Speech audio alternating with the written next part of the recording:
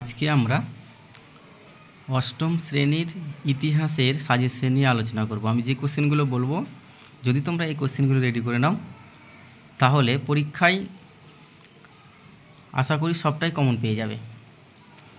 তো ইতিহাসের দ্বিতীয় অধ্যায় থেকে সাজেশন দিচ্ছি। দেখো, যেহেতু তোমাদের ফার্স্ট অধ্যায় থেকে কোশ্চেন হয় না, তো সেই জন্য আমি দ্বিতীয় অধ্যায় থেকে এবং তৃতীয় অধ্যায় থেকে সাজেশনগুলো বলে দিচ্ছি।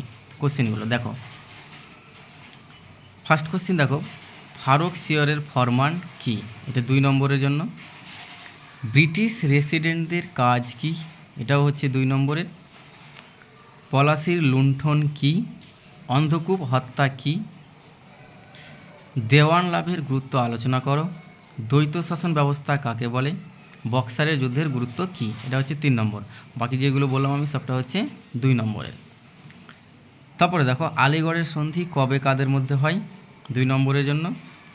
5 নম্বরের জন্য যে কোশ্চেনটা তোমরা রেডি করবে, 76-এর মন্বন্তর কেন হয়েছিল?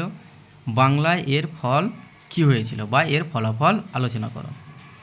আরেকটা কোশ্চেন, বাংলায় দ্বৈত শাসন ব্যবস্থার ফলাফল আলোচনা করো। দেখো, এই কোশ্চেনটা কিন্তু 5 নম্বরে আসতে পারে। এভাবে বলবে, দ্বৈত শাসন ব্যবস্থা বলতে কি বোঝো, তার সাথে কোশ্চেনটা সেটিং করে দিবে, এটা বাংলায় দ্বৈত শাসন ব্যবস্থার ফলাফল আলোচনা করো। তো এই হচ্ছে তোমাদের দ্বিতীয় অধ্যায় থেকে 2, 3 এবং 5 নম্বরের ইম্পর্টেন্ট কোশ্চেনগুলো আমি বললাম। ঠিক আছে, এগুলো রেডি করে দিলেই অবশ্যই তোমরা কমন পেয়ে যাবে। এবার আমরা দেখব তৃতীয় অধ্যায়। তৃতীয় অধ্যায় থেকে যে কোশ্চেনগুলো তোমরা রেডি করবে, ব্রিটিশ প্রেসিডেন্সি ব্যবস্থা বলতে কি বোঝো?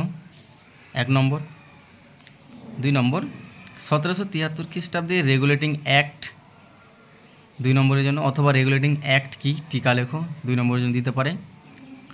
তারপরে কোশ্চেন, 1784 সালের পিট প্রণীত ভারত শাসন আইন, অথবা এভাবে কোশ্চেনে দিতে পারে, বলবে পিট প্রণীত ভারত শাসন আইন বলতে কী বোঝো? 2 নম্বরের জন্য দিয়ে দিতে পারে।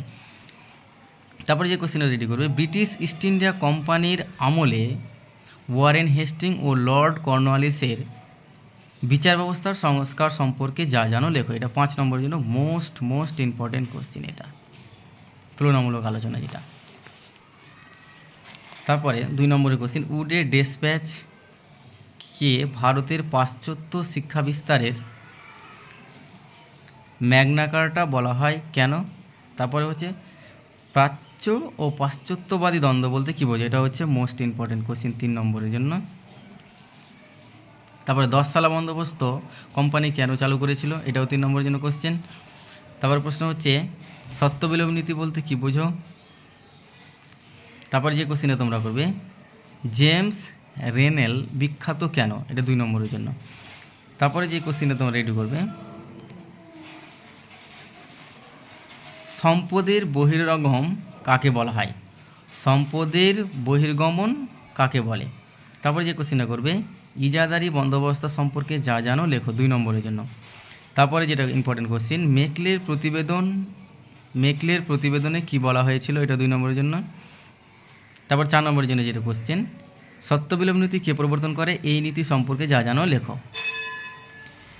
আর অথবা চিরস্থায়ী বন্দোবস্ত কে প্রবর্তন করেন? এই নীতি সম্পর্কে যা জানো লেখো। তারপরে যে কোশ্চেনটা করবে, কে কবে এশিয়াটিক সোসাইটি প্রতিষ্ঠা করেন? 2 নম্বরের জন্য। তারপরে উডের ডেসপ্যাচের 2টি সুপারিশ লেখো, এটা 2 নম্বরের জন্য।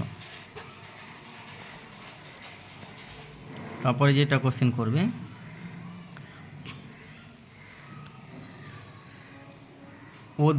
এটা করতে হবে না, মেকলের প্রতিবেদনে কি বলা হয়েছিল? এই কোশ্চেনটা তোমরা করবে 5 নম্বরের জন্য। এই হচ্ছে তোমাদের অষ্টম শ্রেণীর দ্বিতীয় এবং তৃতীয় অধ্যায় থেকে 2, 3, 4 এবং 5 নম্বরের ইম্পর্টেন্ট কোশ্চেন নিয়ে আলোচনা করলাম। যদি তোমরা এই উত্তরগুলো পেতে চাও তাহলে তোমরা কমেন্ট বক্সে অবশ্যই জানাবে এবং আমার চ্যানেলটিকে সাবস্ক্রাইব করে দিয়ে ভিডিওটা ভালো লাগলে একটা লাইক করে দিও।